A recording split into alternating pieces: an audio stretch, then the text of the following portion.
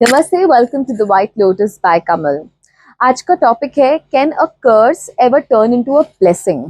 और क्या आप जानते हैं कि हमारे वैदिक इतिहास में ऐसे ऋषि हुआ करते थे जिन्हें सिर्फ इसलिए श्राप मिला क्योंकि उन्होंने यंग लड़कों से कहा शादी करने से पहले पहले दुनिया तो देख लो, पहले खुद को तो जान लो। यस, मैं बात कर रही हूँ देव ऋषि नारद मुनि जी की, जिनको टीवी ने टेलीविजन ने थोड़ा सा बदनाम किया हुआ है, जिन्होंने जो कि सिर्फ एक मैसेंजर के रूप में जाने जाते हैं, लेकिन उनका असली जो रोल है उससे कहीं बड़ा है।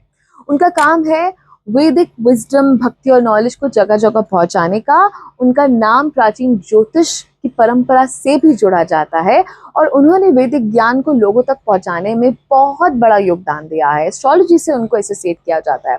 अब बात करते हैं दक्ष प्रजापति की। दक्ष प्रजापति को वैदिक ट्रेडिशन में उन परम प्रजापति में से एक माना जाता है जिन्हें क्रिएशन और प्रोक्रिएशन को आगे बढ़ाने की जिम्मेदारी दी गई थी।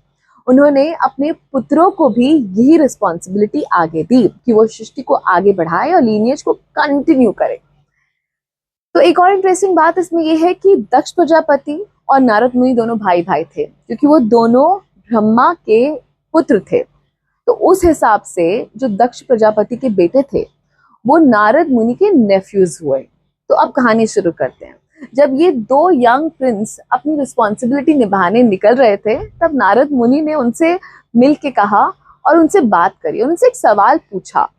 उन्होंने पूछा कि before taking one of the biggest responsibility, because गृहस्थी बहुत खूबसूरत हो सकती है लेकिन गृहस्थी में बहुत सारी रिस्पॉन्सिबिलिटीज होती हैं, पर क्या have you understood how have you understood about the world? Have you seen the world enough that you know yourself? Have you understood yourself basically?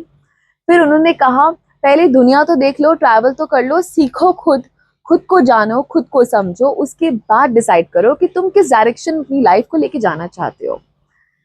क्योंकि नारद मुनि जो थे खुद, उनको बोला गया था, उनको पैदा इसलिए किया था कि वो भी प्रोक्रिएशन करेंगे, लेकिन उन्होंने मना कर दिया। जब उन्होंने थोड़ा सा देखा, उन्होंने कहा कि मैं तो सिर्फ विष्णु जी की भक्ति में पूरा लीन होना चाहता हूँ, उन्होंने मना कर दिया। उस हिसाब से उन्होंने अपने हिसाब से सजेशन दी उन बच्चों को, और जो कि वो एक सही इंटेंशन से उन्होंने सजेशन दी कि कितनी बड़ी रिस्पॉन्सिबिलिटी देने जा रहे हैं, पहले खुद को तो समझ लो।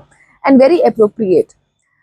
पर आज के टाइम पे भी अगर हम देखेंगे इस चीज को, तो कितने लोग सिर्फ फैमिली प्रेशर या सोसाइटी प्रेशर में करियर चूज कर लेते हैं या शादी कर लेते हैं और बाद में रियलाइज करते हैं कि उन्होंने कभी खुद को समझा ही नहीं था कि उन्हें चाहिए क्या था, उन्हें असली में वो चाहते क्या थे। और कितनी सारी जिंदगियों को अपने साथ साथ, क्योंकि एक रिस्पॉन्सिबिलिटी होती है शादी, तो it is a matter of so many lifes that is associated, that comes along.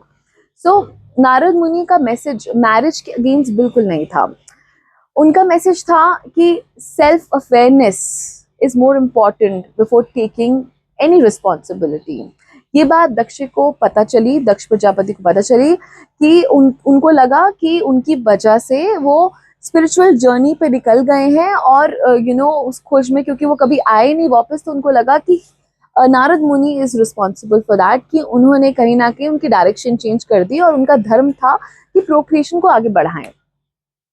तो उन्होंने फिर, क्योंकि वो क्रोधित हो गए, उसके बाद फिर उन्होंने गुस्से में नारद मुनि को श्राप दिया और उन्होंने कहा कि तुम कभी एक जगह टिकोगे नहीं, टिक नहीं पाओगे, और तुम हमेशा एक जगह से दूसरी जगह भ्रमण करते रहोगे। लेकिन देखिए, जो दक्ष को श्राप लगा वही नारद मुनि की सबसे बड़ी ब्लेसिंग बन गई, का सबसे बड़ा वरदान बन गया। इसी श्राप की वजह से नारद मुनि कभी एक जगह नहीं रुके, वो तीनों लोकों में घूमते रहे, लोगों तक वैदिक नॉलेज को पहुंचाते रहे, भक्ति का संदेश देते रहे, और जहां जरूरत होती थी वहां लोगों को डायरेक्शन भी दिखाते रहे, सही डायरेक्शन दिखाते रहे।